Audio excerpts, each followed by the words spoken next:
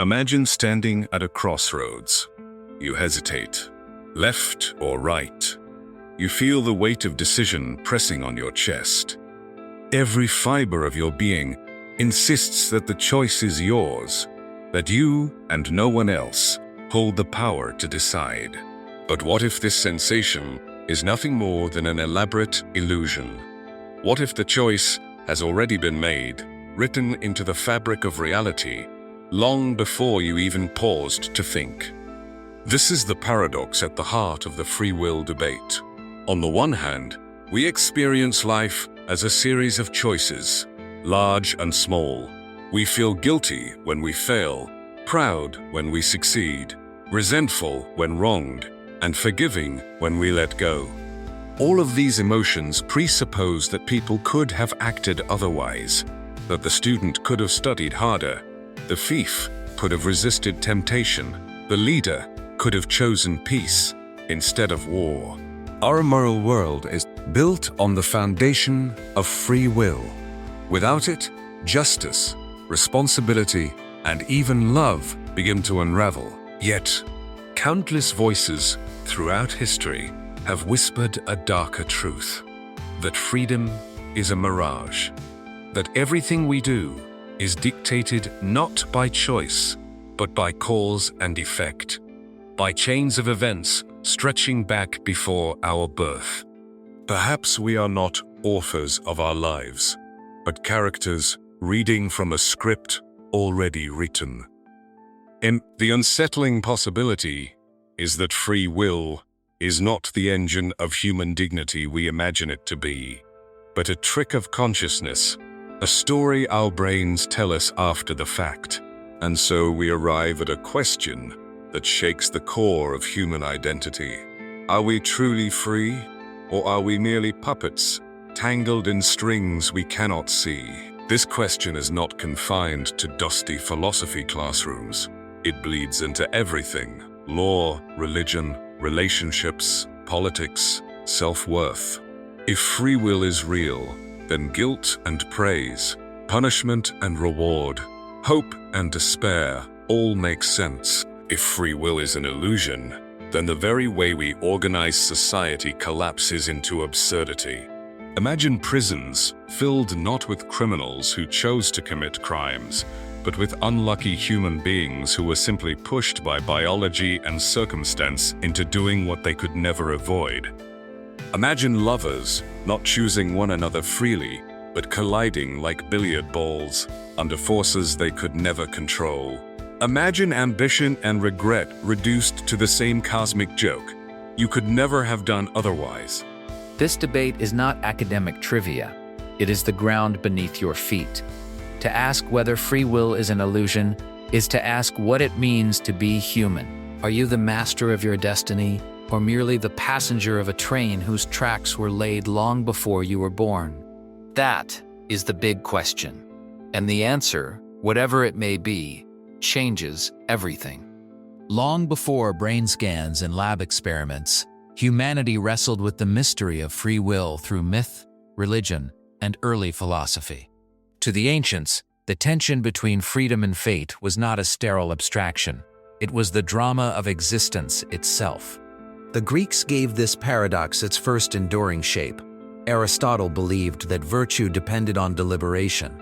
To him, courage, generosity, and wisdom were meaningful only because people could choose them over cowardice, greed, and ignorance.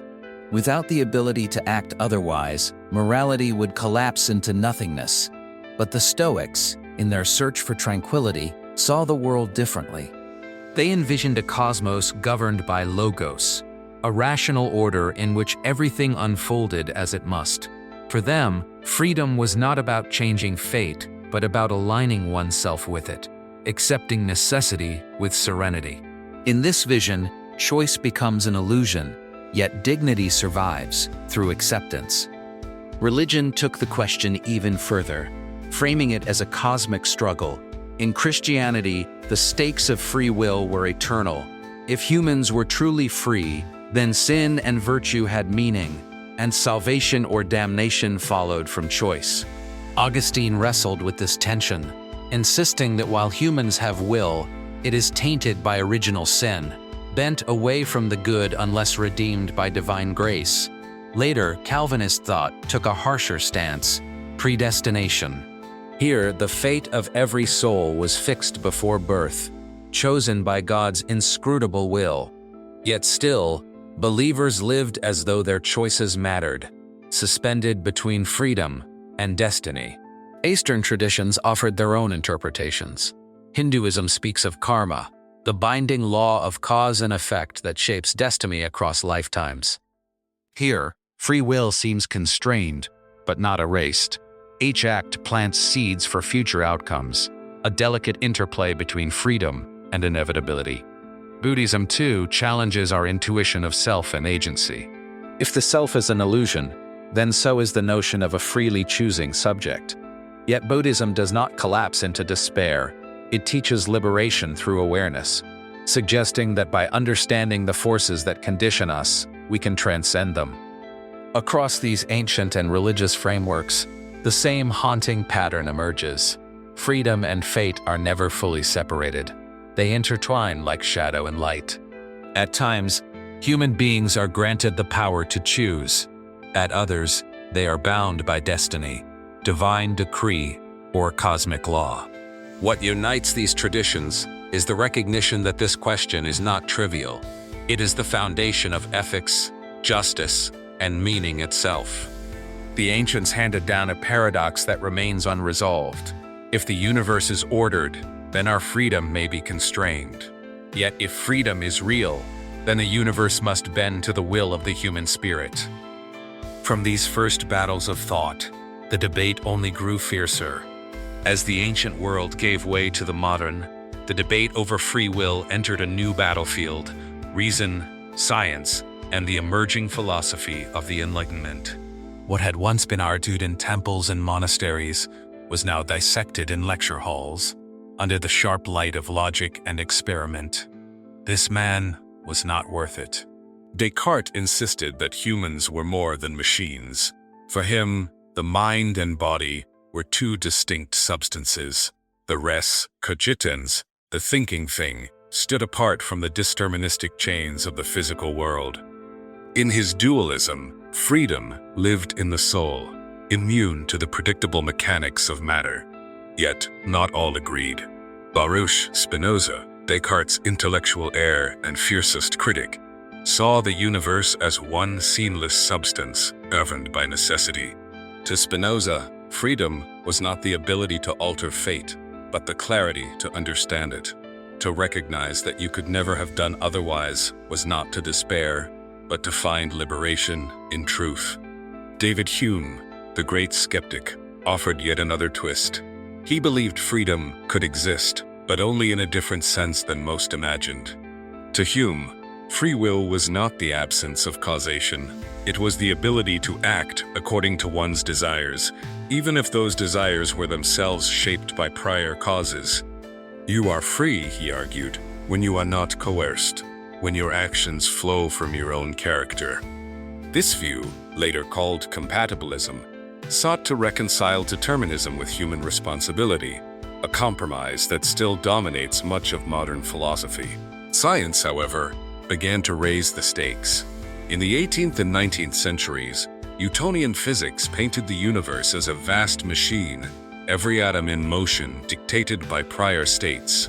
Pierre-Simon Laplace, a mathematician with almost divine confidence, declared that if a superintelligence knew the position of every particle at a given moment, it could predict the entire future of the cosmos.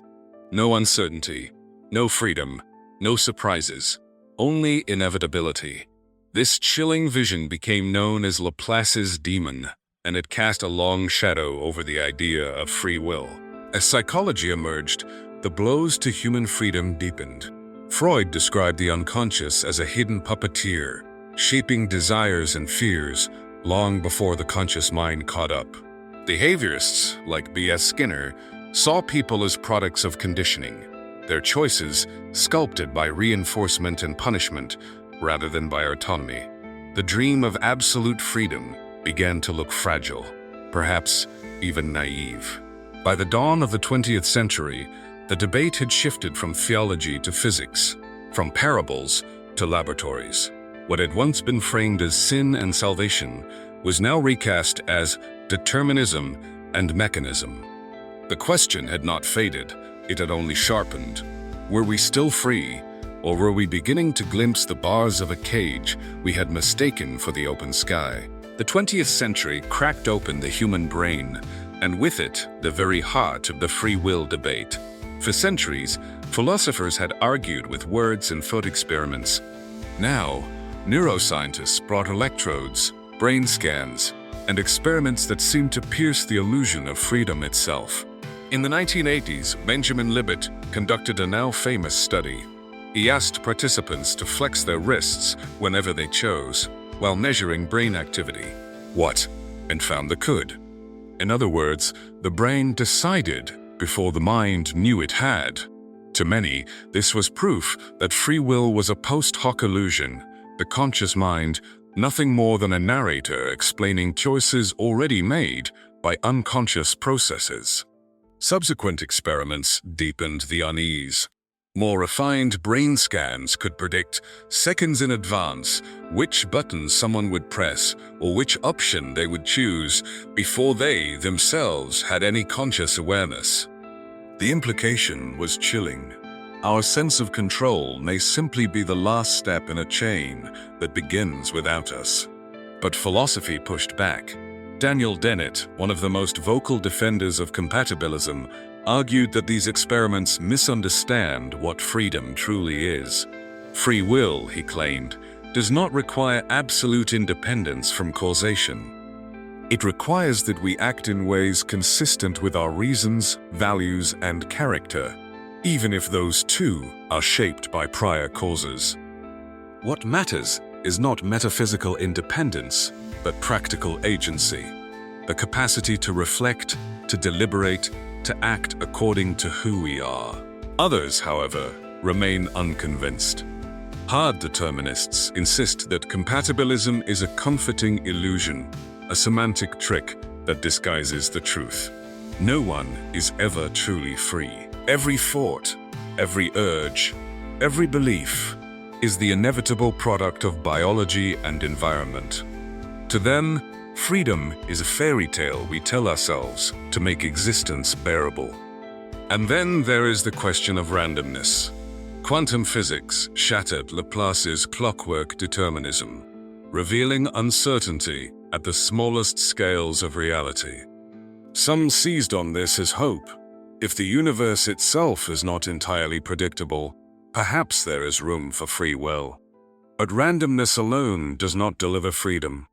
If your choices are determined by chance rather than by you, is that really any more meaningful?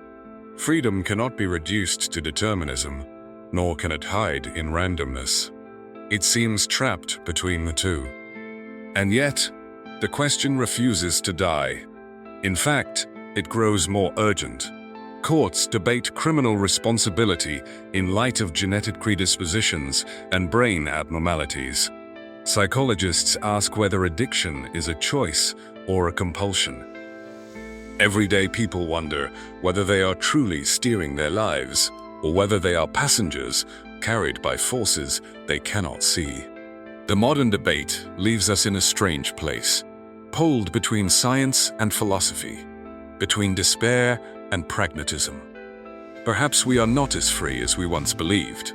Perhaps we are freer in ways we never understood. What is clear is that the answer is no longer confined to ivory towers. It touches every human life, demanding that we rethink what it means to be responsible, to be guilty, to be good.